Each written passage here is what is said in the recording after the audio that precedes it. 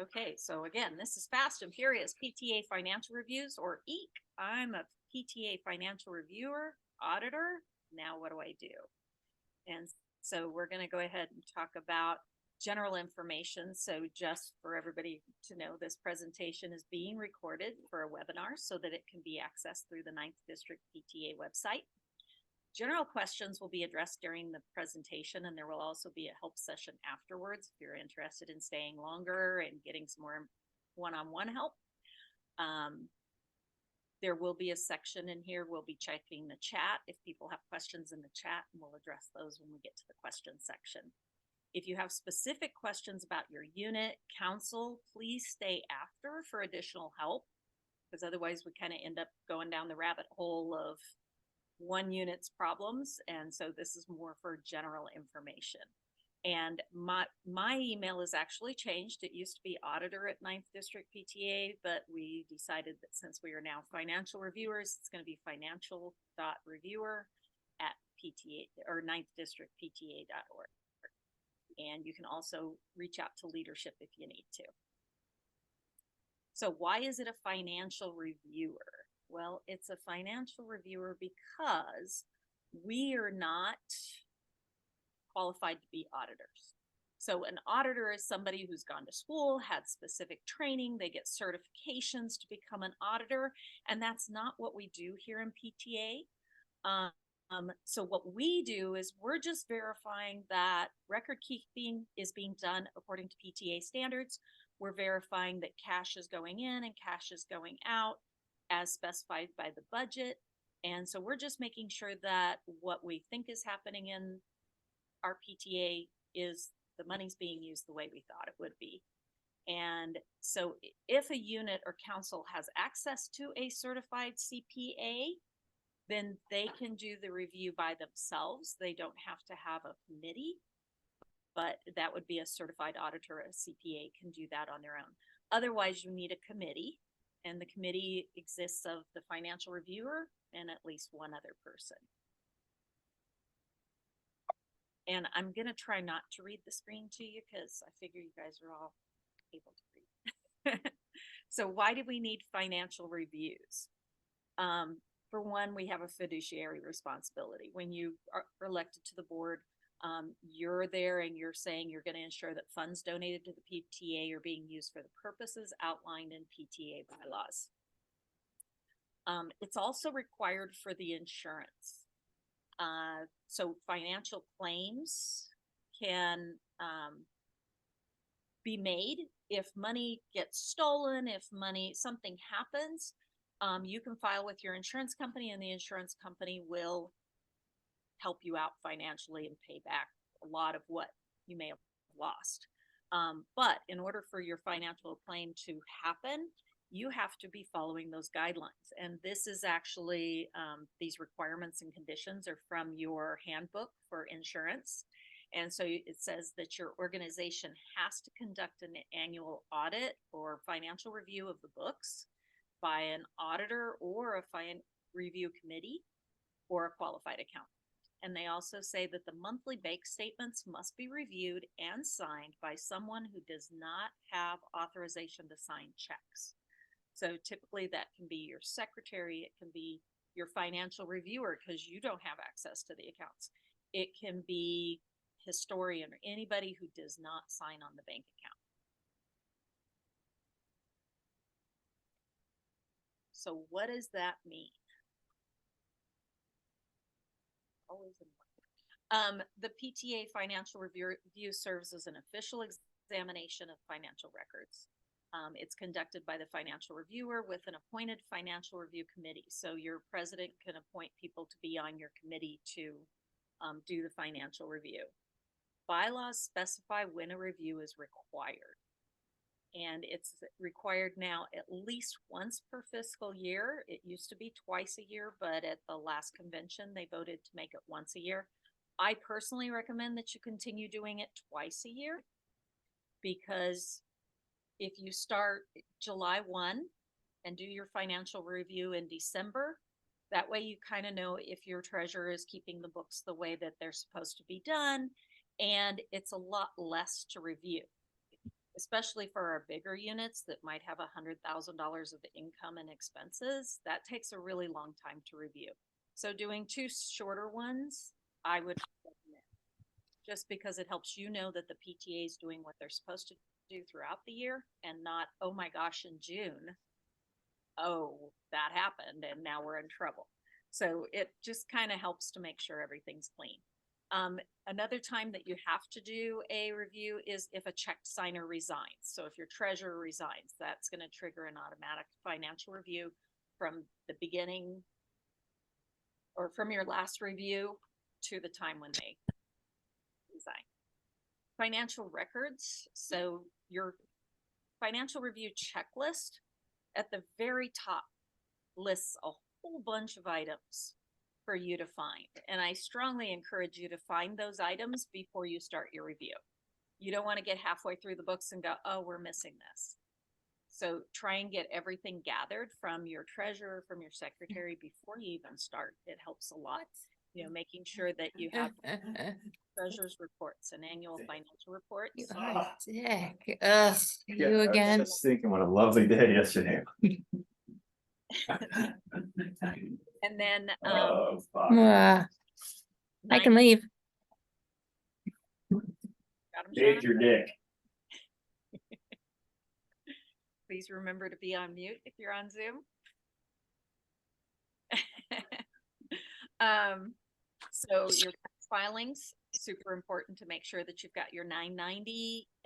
It might be a 990N or a 990Z. And it also can be any documents that have dollar signs attached to them is what you're going to be looking for. So your committee, I said this before, but a lot of people ask, it's at least 2 members for a committee, and it's chaired by your financial reviewer. If your unit doesn't have a financial reviewer, they can be appointed by your president for that review. The majority of the committee members should not be signers on the account for the period being reviewed.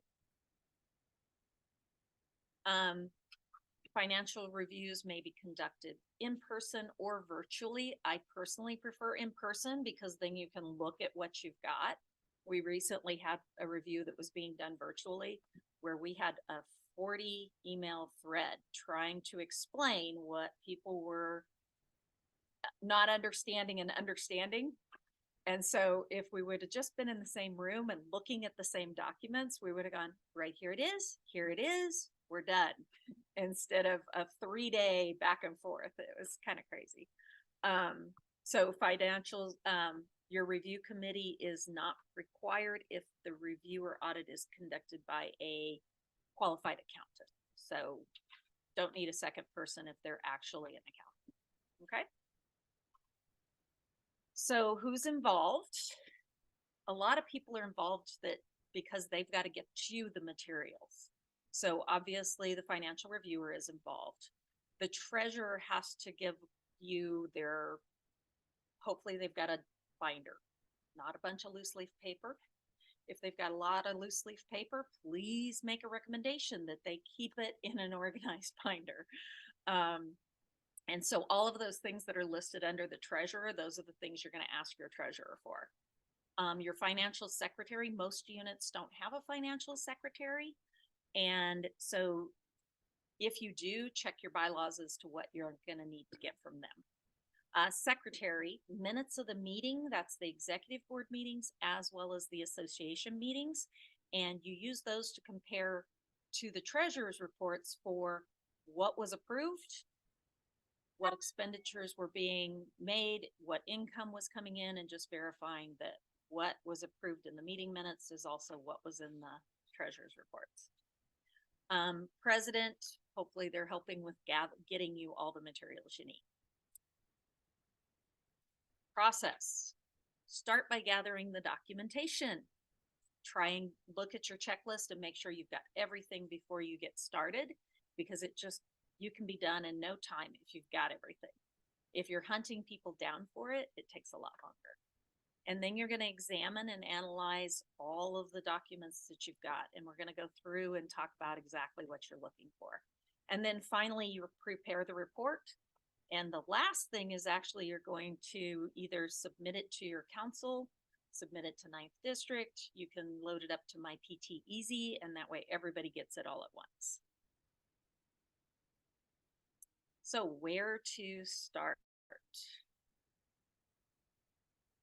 Oh, try and make this go away. Oh, I gotta go back. So this is the top part of the financial review checklist. And your treasurer should provide the committee with all these documents as well as your secretary. So bylaws and standing rules. One of the things I always check with that is, are they current? So they shouldn't be more than, correct me, Shauna, 5 years old. Bylaws, no more than 5 years old. And so hopefully our parliamentarians let you know if you're stale dated bylaws. Your budget. So what was approved by the association at the beginning of the year, you should have a copy of the budget. And if it's been updated, you should have the updated budget.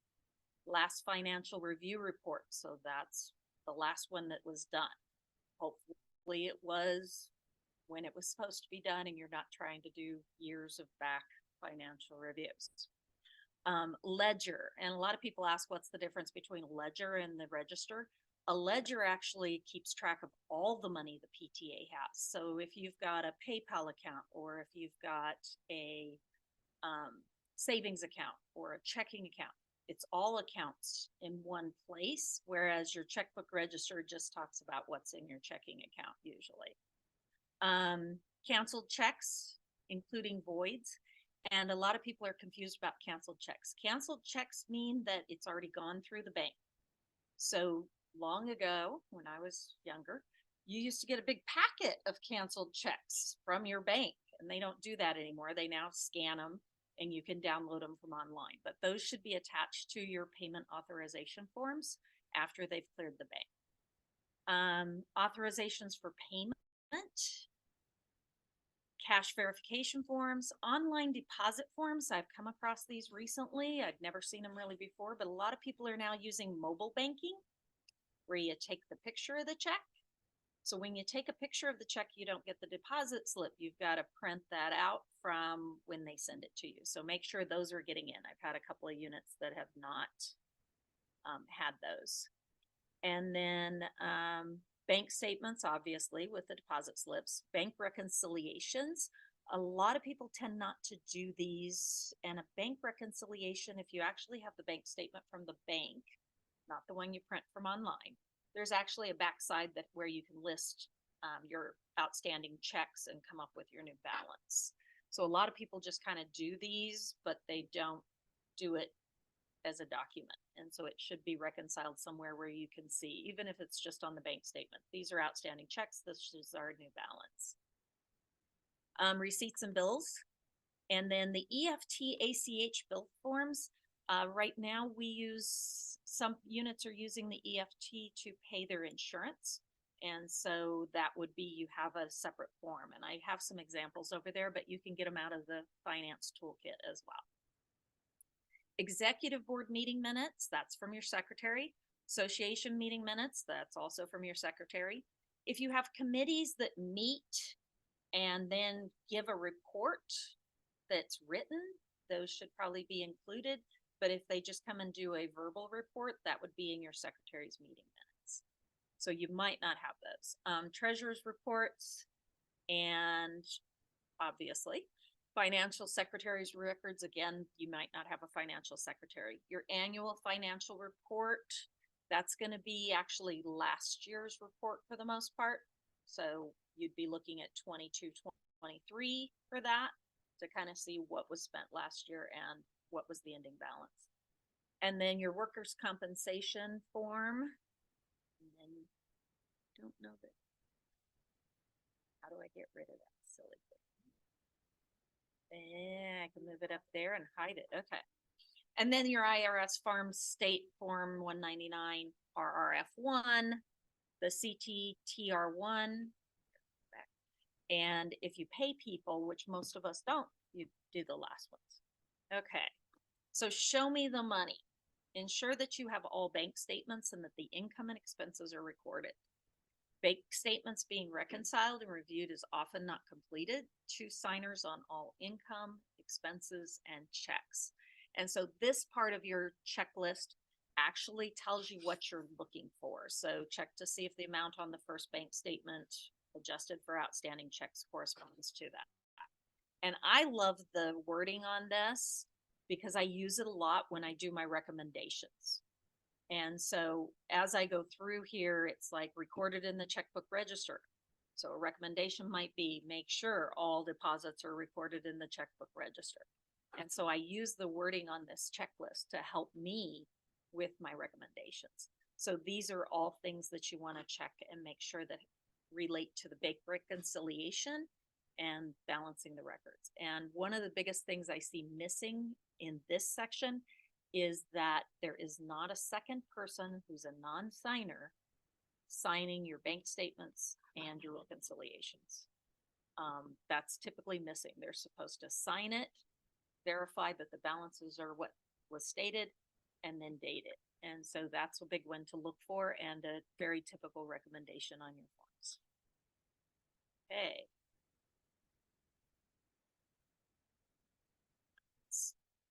Okay.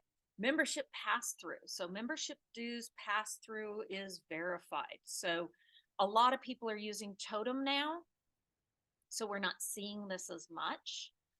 But if you receive checks or cash at an event for membership, that money has to be passed forward to your council if you're in council, and then they pass it on to the rest of them. So one of your lines here is that the amount recorded and deposited equals total number of memberships received. So that's one of your jobs. So you do, sometimes you have to talk to your membership person, or it should be a report that's in the rest of everything.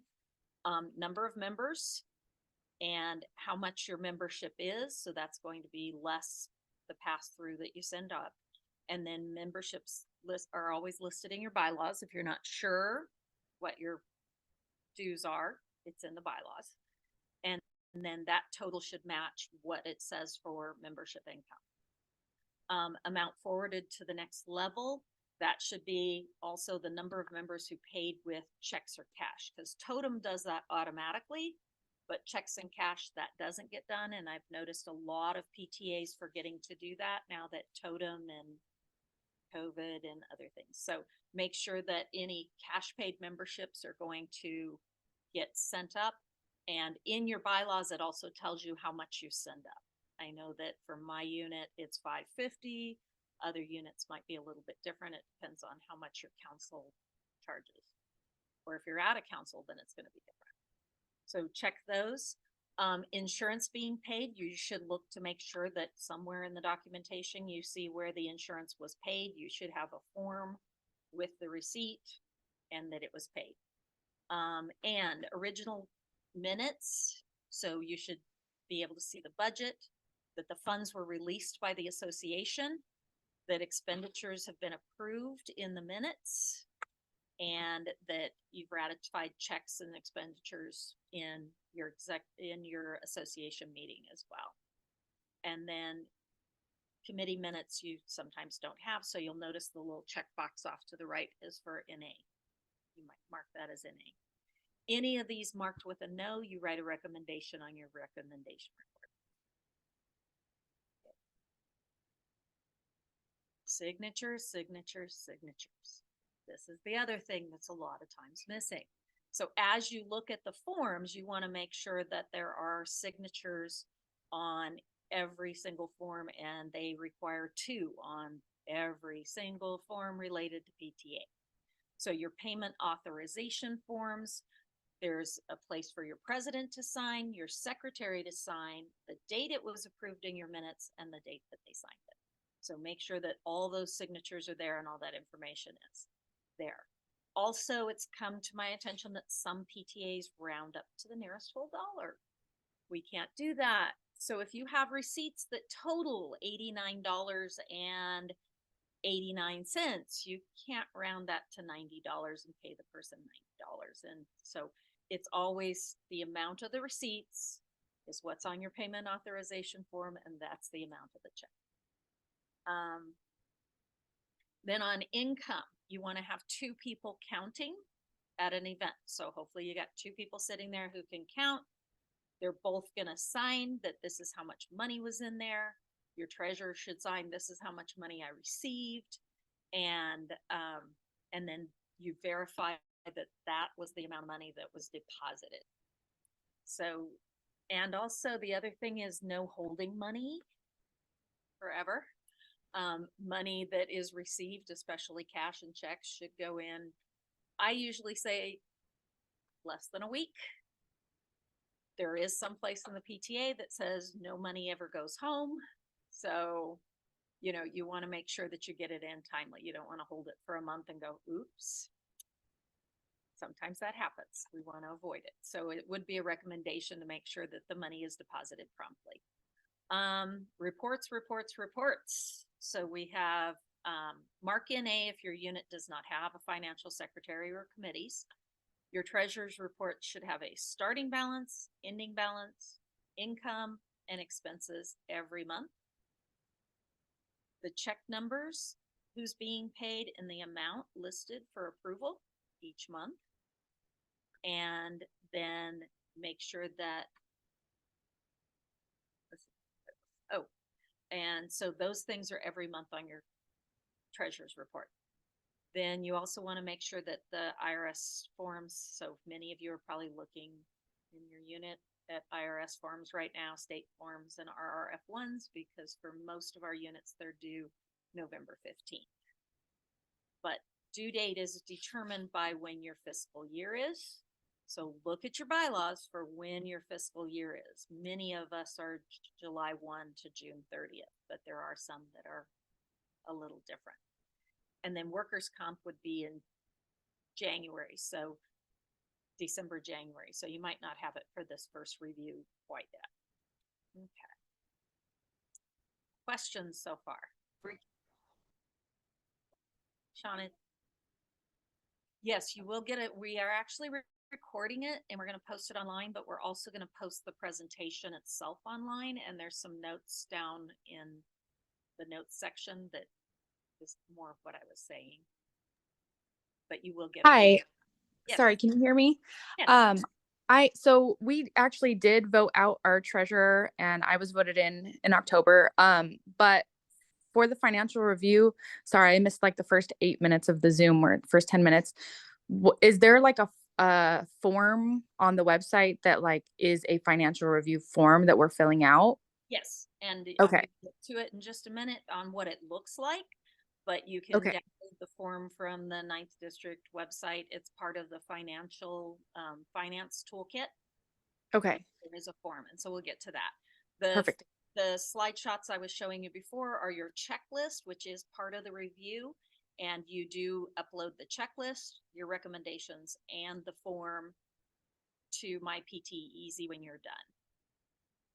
Any other questions? Yes. Mm-hmm.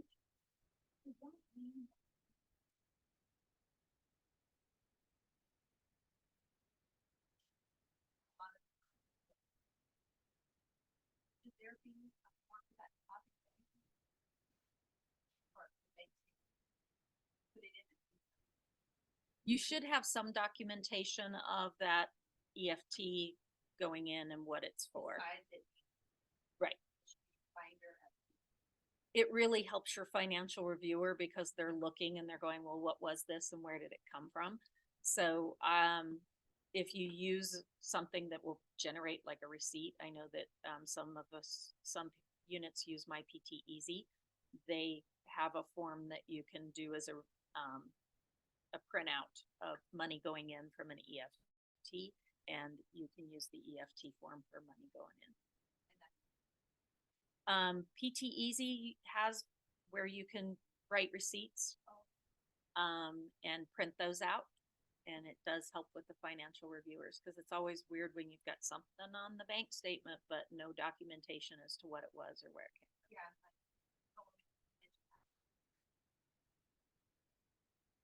Mm-hmm. Shauna?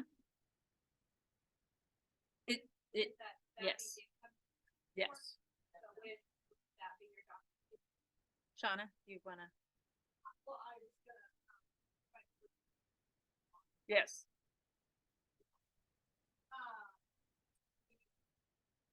I think that box is more about Being paid. have a form. Engage with your attorney. There's a form for the pay your insurance with ACA. So it's more about going out and but you want to have some way of knowing what that is. So- it's a separate question. So however, if that's on Twitter, you know, again, reviewing it, all we see is square. Like what we. Yeah. So there should be some documentation that is why that. So if you didn't hear Shauna, she was saying that the EFT form that's in there is usually more for money going out because you have to have those two signatures for money coming out of your account. But it is also good to have some way that you've documented money coming in as well, even if it's, you know, your dividend, if your bank pays interest, that this is a dividend and it's going in. Just, it helps with your financial at the end of the year, what money are we getting in through what ways? So any other questions? I see some in the chat, Shauna. Okay. Like this, there's this checkbook register. Mm-hmm. Is that required? I'm not familiar with checkbook. I mean, I guess I think that old school when you have checkbook, you have a little line, you know, but it's required. Checkbook register is I mean, I haven't seen a register like. and it doesn't have to be paper and pencil. It could be a Excel spreadsheet online. It's keeping track of your running balance. So it's showing where your income and your expenses go out. Your only documentation should not be a treasurer's report and just here's my bank statements. There should be something where your treasurer is keeping track as well. Because for those of us old enough, sometimes you found that the bank made errors when you reconciled your account. So you should always be reconciling your account to make sure that what the bank says you did is what is happening. Because I know that sometimes I've had the bank make mistakes when they did a deposit, that they made it for $1.50 less than I said or something like that. And I've caught it and had to go back and point it out. But if you're not running your own record and just relying on the bank, you might miss something. So register is important and something that they will look for, and you'll get a recommendation that you need to have a register. Ledgers sometimes are less frequently seen. And again, a ledger documents all of your accounts. So it's all the money your PTA currently has. And so it's your checkbook register, savings account, PayPal account, if you have one of those. And each of those accounts would need its own financial review when you do your financial review.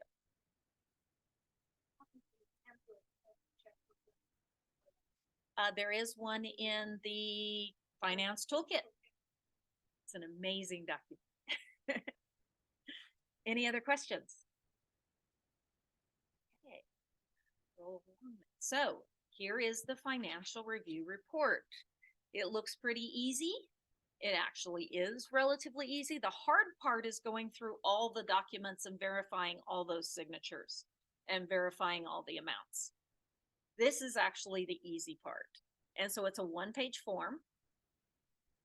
And you do need one of these forms for each account that your PTA uses.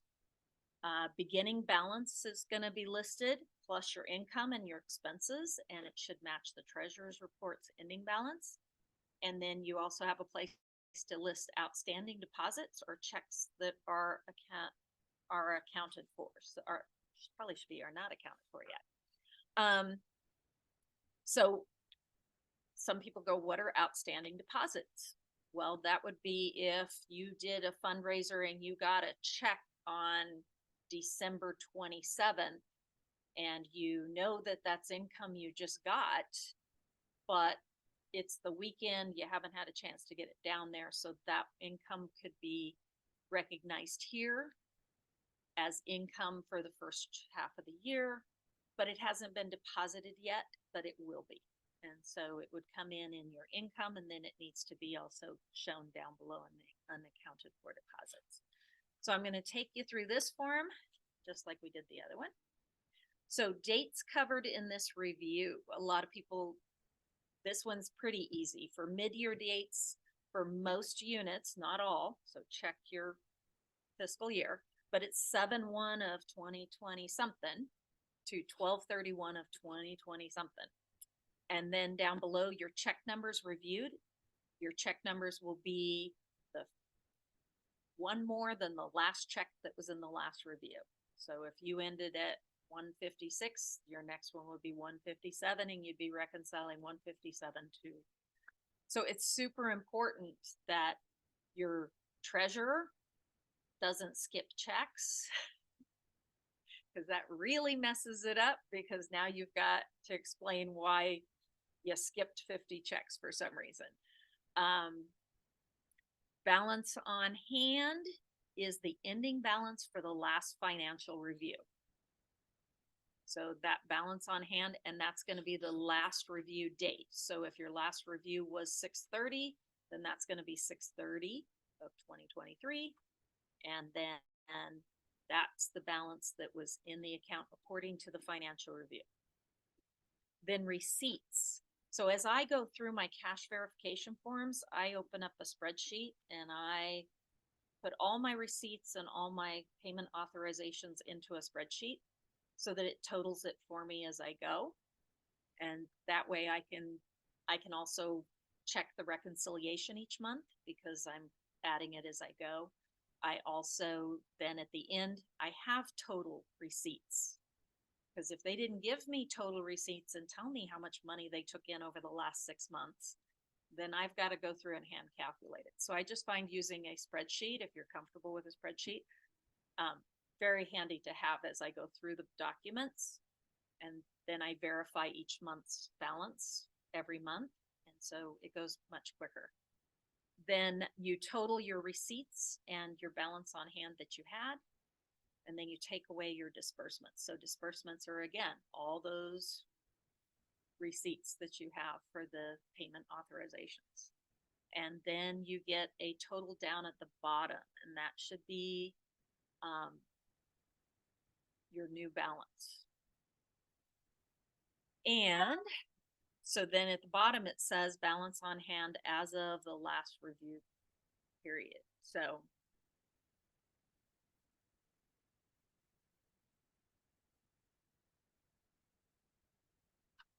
anyway, so this is the top part of the financial review.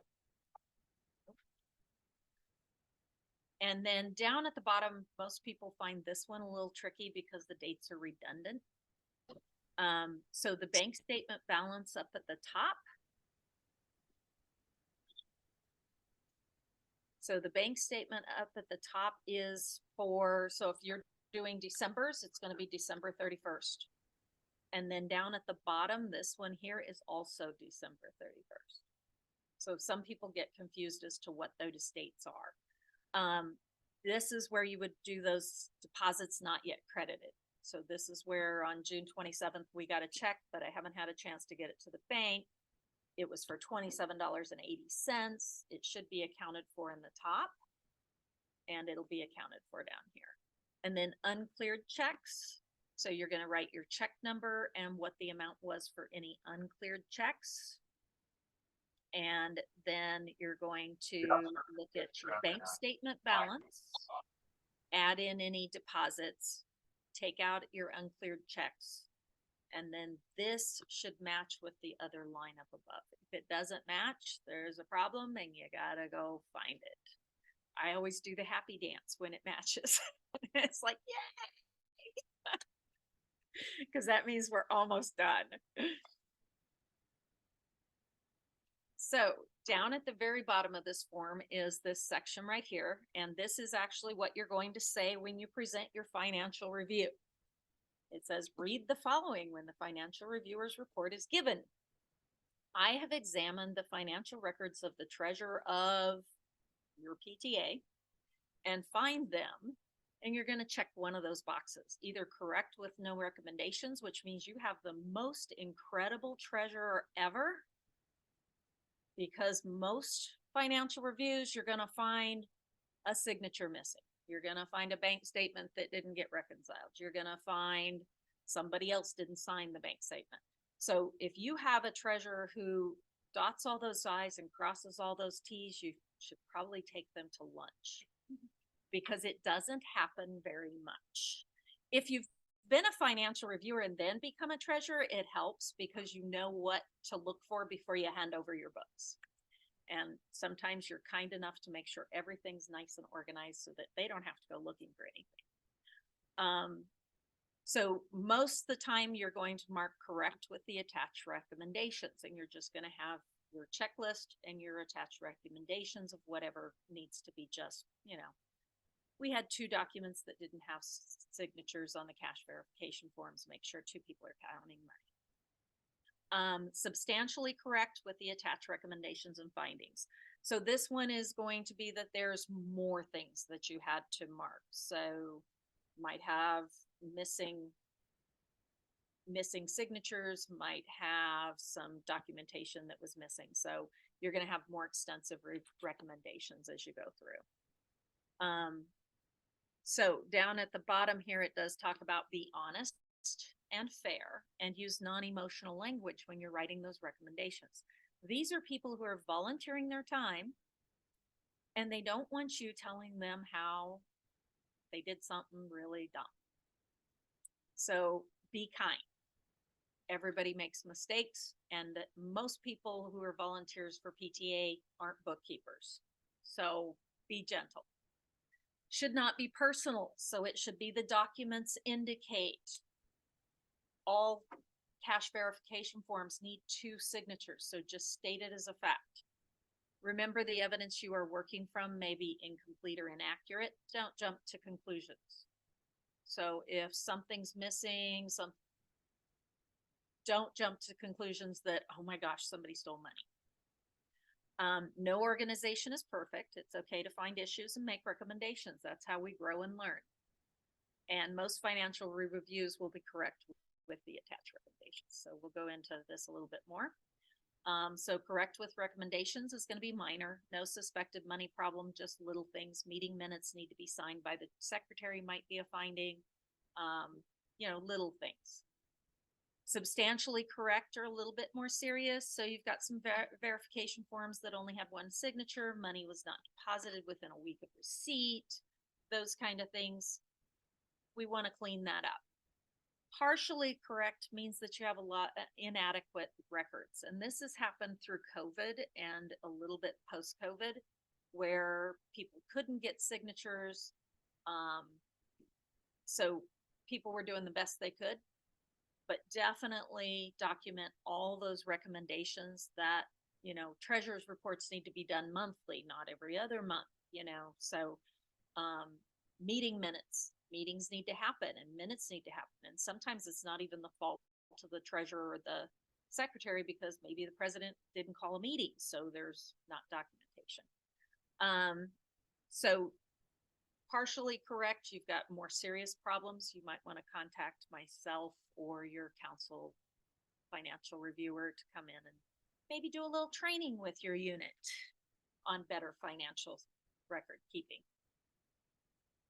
Really serious recommendations. So if you mark incorrect and you think PTA funds have been used for non-PTA purposes, aka mismanaged, do not call law enforcement. Contact Shauna, she's over there. Contact Shauna at 9th District PTA and report what you're seeing.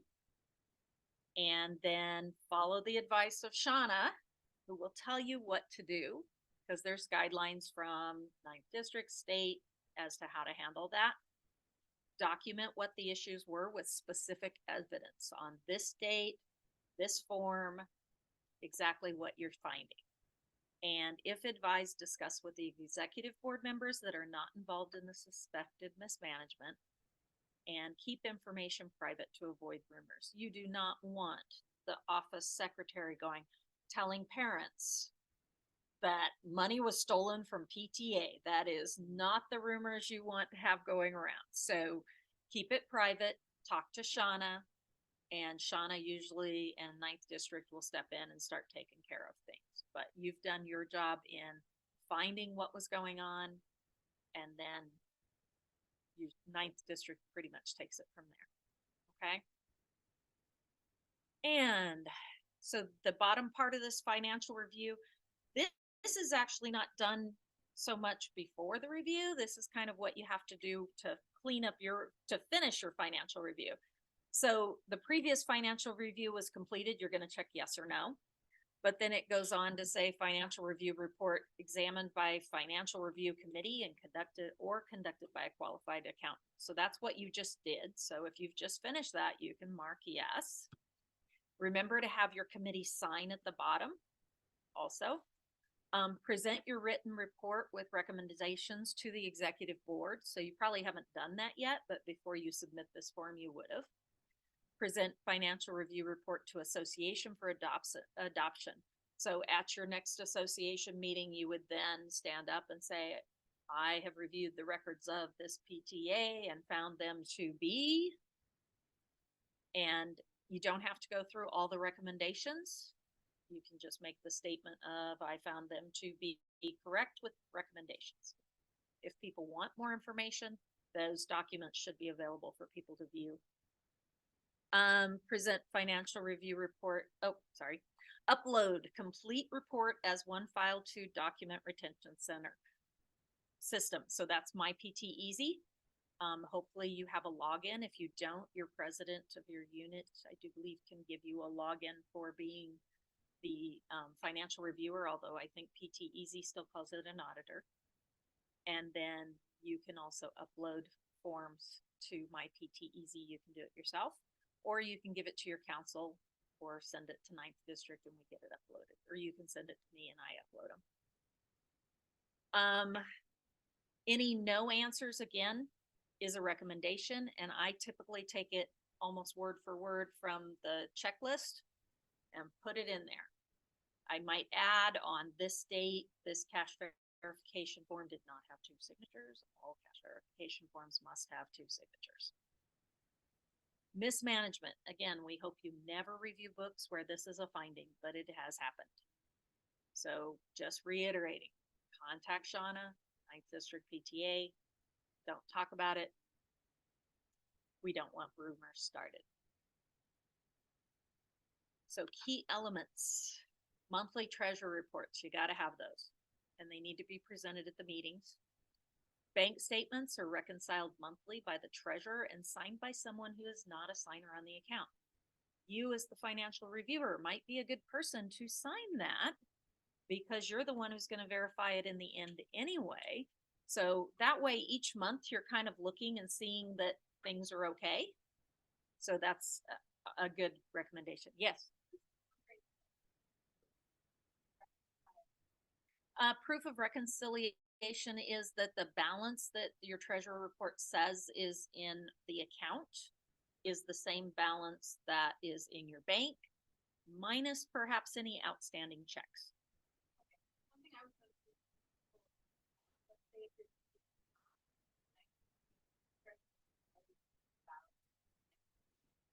the bank statement Come at the end of the month. Mm-hmm.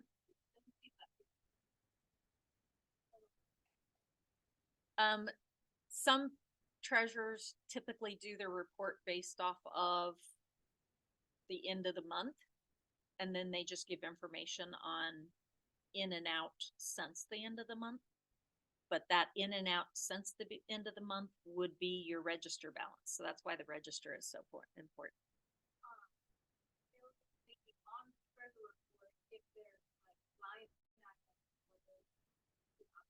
Mm-hmm.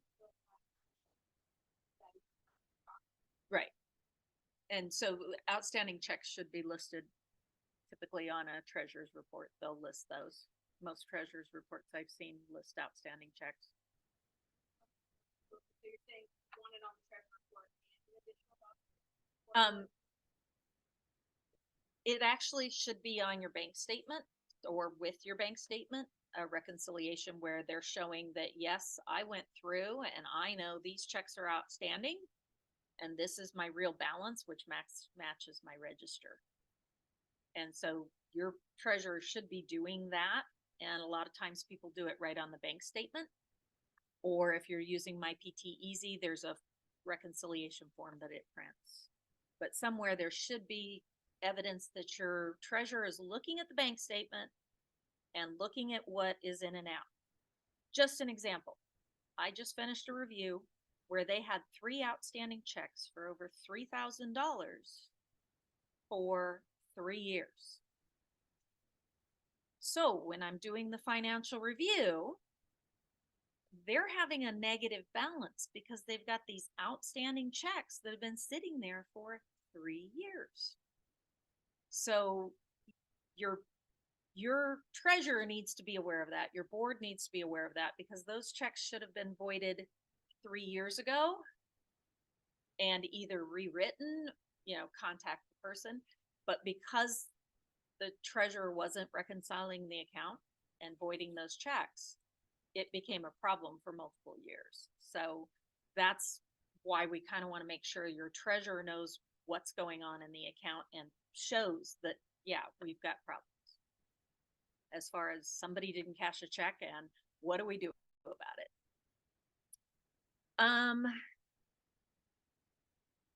So bank account beginning balances match. Beginning balance plus income minus expenses matches the treasurer's report and is included in the secretary's minutes. Meeting minutes support the action of the treasurer. So if the treasurer's writing checks, that should be reflected in the meeting minutes that these checks were written for this amount. And so those two would match. Membership payments were received and forwarded. The California RRF1 and the 199 and the 990 and the workman's comp reports have all been filed. Insurance was paid, and just verifying that there's 2 signatures on income, expenses, and all checks. And they need to be authorized check signers. Not just anybody can sign those checks. They have to be authorized in the bank. Banks don't typically check for 2 signatures. That's one of the reasons we keep the canceled checks and have those as your documentation, that 2 signatures were on there and that the checks were written for who it said. So verifying those 2 signatures on all those documents all the time. Okay. That's all there is to it. Didn't it sound easy? If you've got a good treasurer, it is pretty easy. If you get that bag of papers, not always so easy. So any questions? Or we'll do a couple of what ifs. Yes.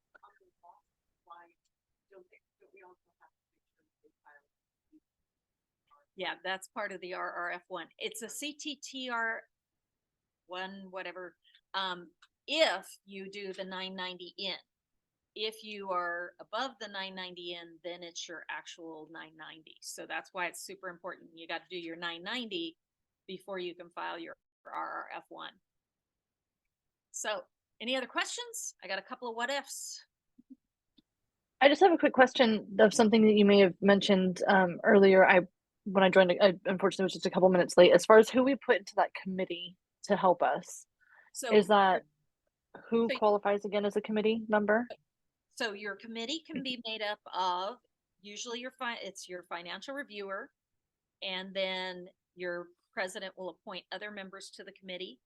The committee needs to have the majority of the people not be signers on the account for the time that you are reviewing.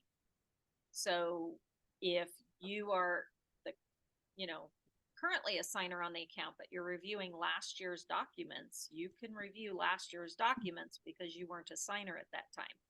This year you couldn't be on it unless there's more people that aren't. So if you've got a 3-person committee, 1 might be a signer on the account, but 2 are not. And so sorry, I was just going to ask, are they required to be PTA board members, PTA members, or anybody? PTA members preferably. Got it. Okay. But you can Thank also, you. like if you've got an accountant that lives in your, has a kid that goes to your school, you could ask an accountant to review your books as well. Perfect. Thank you. Any other questions online? And then I'll take the one from here. I do have a, a question, Deborah. If there's someone, a qualified CPA among the community, they can go ahead and review the books, and therefore we don't need a committee. Is that correct? Yes, so if they are a certified accountant, certified auditor, they can review your books without a committee. Thank you. And they only have to do it once a year. I always recommend twice a year for the committee to review, just to look at your books, make sure everything's going well. Any other questions? So we had one here. What was your question?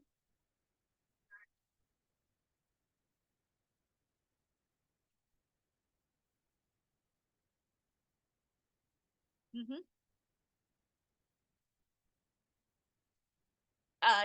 Look at your bylaws, because your bylaws will outline who gets what amount. Oh, sorry.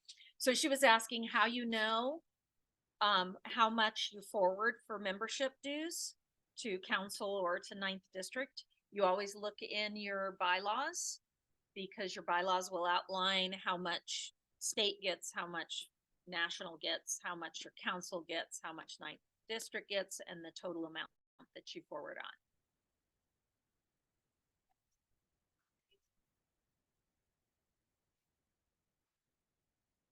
Mm-hmm.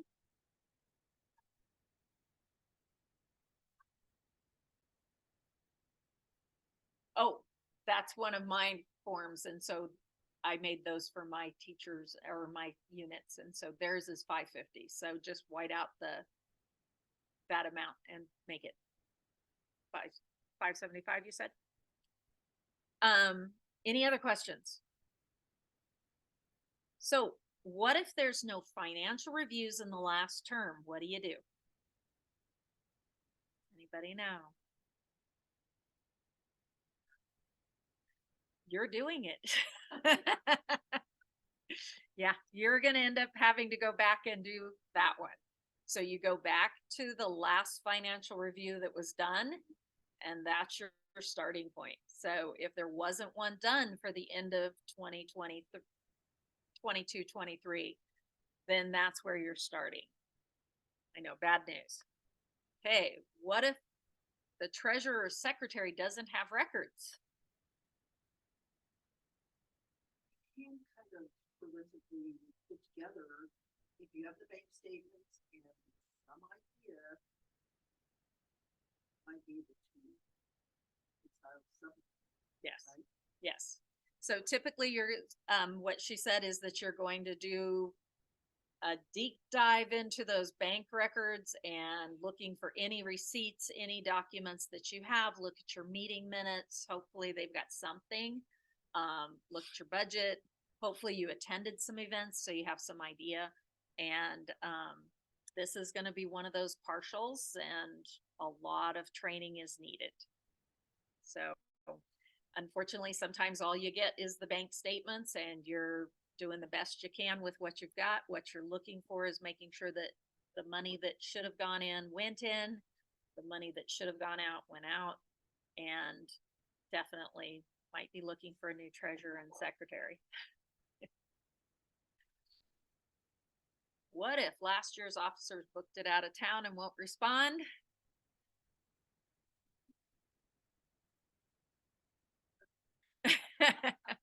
It happens. But yeah, we just went, have them print out all of their old bank statements, and like Steve said, we kind of forensically went back at whatever we could find or dig up, and the page of recommendation is very long for the new treasurer coming in. Yes. And I did not share that the rules had changed, so my entire council thinks that it's reflected. We strongly recommend twice a year. And like I said, there's lots of reasons to do it twice a year. But, you know, that's one of the things that happens when you've got, you know, officers that disappear.